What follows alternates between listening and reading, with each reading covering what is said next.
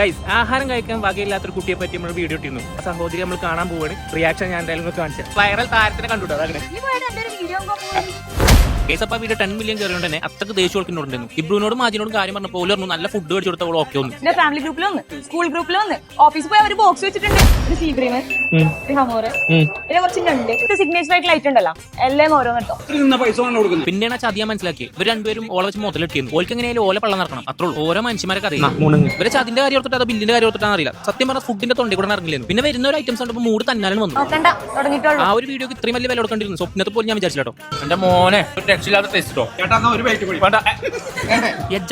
അതൊക്കെ പോണ്. ഇവിടെ വീട്ടുകാരോടൊക്കെ എനിക്ക് ചോദിക്കാനുള്ളത് അല്ലെങ്കിൽ മുതലാവാണ്ട് കേട്ടിട്ടാണ് അവളെ വായന്റെ കൊണ്ടു വിരിച്ചിരിക്കുന്നത്. എന്തോ വലിയ പണി വരാണ്ട് മനസ്സിലായി. എന്തൊക്കെ പറഞ്ഞാലും ഇവരുടെ സർവീസും ഫുഡിന്റെ ടേസ്റ്റും എടുത്ത് പറയണ്ട കേട്ടോ. വിരിച്ചിട്ട് വായന്റിൽ റൗണ്ടിൽ ചോറാണ് വിതറിയിട്ട് സീ ഫുഡ് ബക്കറ്റ് കൊണ്ട് തട്ടിന്റെ പൊന്നെ വേറെ ലെവലായിട്ട് ഇവനാണ് ആ ബക്കറ്റ് ചെണ്ടോട്ടേക്ക് ഇല്ല ചോദിക്കുന്നു. മനസ്സിലെ ടൗസർ ഇരിക്കുമ്പോൾ അവന്റെ ബെല്ലടി. ഗൈസ്, ഫുഡ് ബ്ലോഗ് അങ്ങനെ നമ്മൾ ചെയ്യില്ല. സത്യം പറഞ്ഞാൽ എനിക്ക് റെക്കമെൻഡ് ചെയ്യാൻ പേടിയാണ്. പക്ഷേ ഇത് ഞാൻ റെക്കമെൻഡ് ചെയ്യും. ഫിഷ് റെസ്റ്റോറന്റ് ഒരു രക്ഷയില്ല.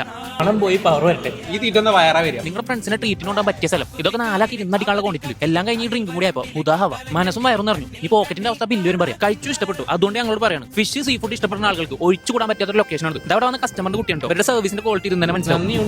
ഫുഡിന്റെ ക്വാളിറ്റി ടേസ്റ്റും ഇവിടുത്തെ ആംബിയൻസ് ഒക്കെ കണ്ടപ്പോൾ പ്രൈസ് ഹൈ ആവും ഞാൻ വിചാരിച്ചു. പക്ഷേ നോർമൽ പ്രൈസ് തന്നെ കേട്ടോ. നമ്മളിപ്പോൾ ഷാജ മൂവയിലെ ദേഫിഷിലാണ് കേട്ടോ. കറാമയിൽ ഇവർക്ക് ബ്രാഞ്ച് വരുന്നുണ്ട്. സോ ചെക്കന്മാരും കൂട്ടി പെട്ടെന്ന് പോയി.